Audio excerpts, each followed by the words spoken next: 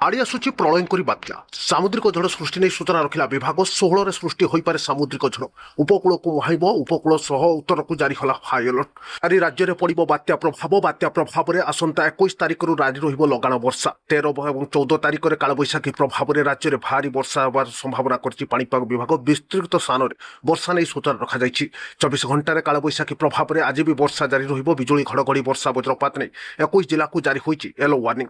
आसंता 24 घंटे बिजुली घड़घड़ी सह वर्षा वज्रपात लगी रहिबो। सुंदरगढ़ केउझर मयूरभंज बालेश्वर में प्रबल वर्षा वज्रपात नहीं सूचना रखिला पाणीपाग केन्द्र आगामी 2-3 घंटा मध्य समस्त जिलामानकरे कालबैशाखी जनित वज्रपात संभावना रही।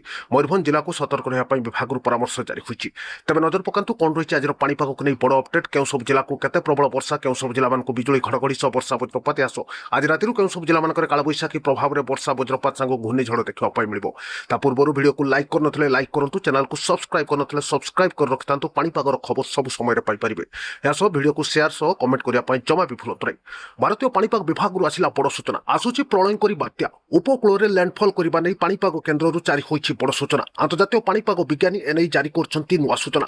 तेबे ओडिशा उपकूल छुईब बात्या उपकूल छुईबा समय 4 राज्य में पड़ो यार प्रभाव तमिलनाडु सह आंध्र प्रदेश ओडिशा और पश्चिमबंग में जारी रहिबो बात्या प्रभाव में सर्वाधिक ओडिशा और पश्चिमबंग में जारी रहिबो वर्षा सांग को घूर्णिझड़ गोटे गतकालीन घूर्णिबलय आज सक्रिय होबार लगी तथा दक्षिण अंडमान सागर और यह पार्श्ववर्ती अंचल में घूर्णिबलय सक्रिय रही जार प्रभाव में दक्षिण पश्चिम बंगोपसागर मंगलवार सुधा लघुचाप सृष्टि होबार संभावना रही। पाणीपाग विभाग सूचना अनुसार लघुचाप घनीभूत हो बात्यार परिणत हेब कि नहीं ताहा एजाए स्पष्ट हुई नहीं किंतु लघुचाप सृष्टि हेबा परे एहा उपरे बड़ अपडेट आसियो बोली पाणीपाग विज्ञानी सूचना दैछंती।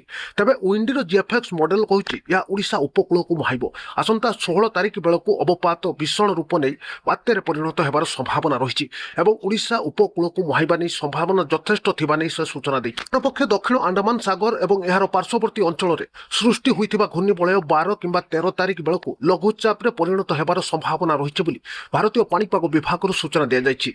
यह घूर्णिबलय समुद्र पतन ठारू प्राय 1.5 किमी उच्चता पर्यंत व्यापीछि। 12 तारिख बेलकु लघुचाप सृष्टि हेबो 15 तारिख पर बात्यार रूप स्पष्ट हेबो बोली पाणीपाग विज्ञानी सूचना दैछंती। तेबे केते भीषण रूप नेबो बात्या ओडिशार केउठी स्थलभाग छुईबो आसो पवनर बेग केते रहिबो घूर्णिझड़ नहीं पाणीपाग विभाग जारी हबो नुआ सूचना। तेबे 15-16 तारिख मध्य यह उपर बड़ अपडेट आसियो बोली भारतीय पाणीपाग विभाग जारी करछि नुआ सूचना। एपटे राज्य में कालबैशाखीर प्रभाव एबे भी जारी रही आगामी 5 दिन पर्यंत एभली स्थिति लगी रहिबो। सारा राज्य में कालबैशाखी प्रभाव में वर्षा वज्रपात लगी रहिबो। ट्रपलाइन प्रभाव जो 24 घंटे राज्य अनेक स्थान में कालबैशाखी वर्षा वज्रपात नहीं अधिकांश जिला विशेषकर 21 जिला को सतर्क रहा आज कहुई। आज राति मयूरभंज सह अधिकांश स्थान में कालबैशाखी वज्रपात जारी रहिबो। सर्वाधिक वज्रपात सांग को बिजुली घड़घड़ी और घूर्णिझड़ नहीं मयूरभंज को चेतावनी जारी होइछि। ऑरेंज वार्निंग नहीं सतर्क रहा कहुई। 50 ରୁ 60 किलोमीटर बेगर बहिबो ए समस्त जिले में पवन।